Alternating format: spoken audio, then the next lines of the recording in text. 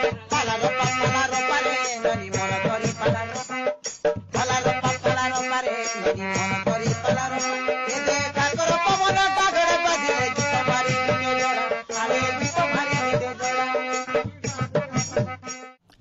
చూసొద్దాం పదండ్రో అని చెప్పి 3 ఫుల్లులు 6 బీర్లు కారులో వేసేసుకుని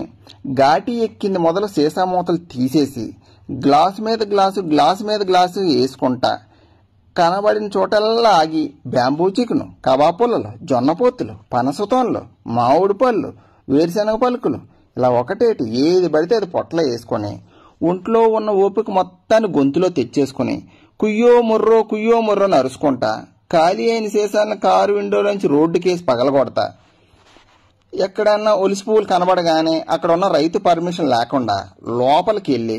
ఫోటోలు తీసుకుంటా బూటు కాళ్ళతో కసా పంట అంతా తొక్కేసి చేతికి దొరికినన్ని ఒలిసి పువ్వులు అదేనండి పసుపు పువ్వులు నలిపేసి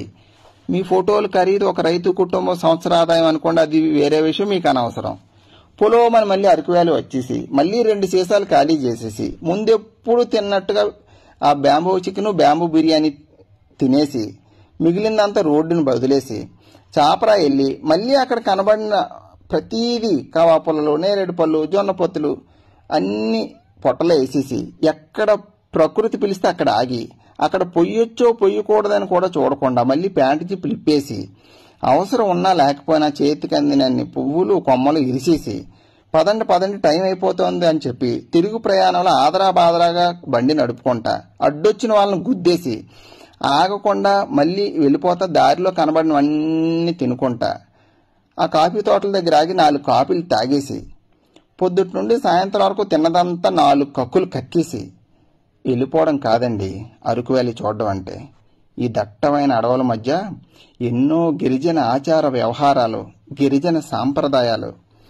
కలిగిన అందమైన మనసున్న మనుషులతో నిండున్న గిరిజన గ్రామాలు ఈ లోయలో బోలెడు ఉన్నాయండి. ఒక్కసారి ఆ గిరిజన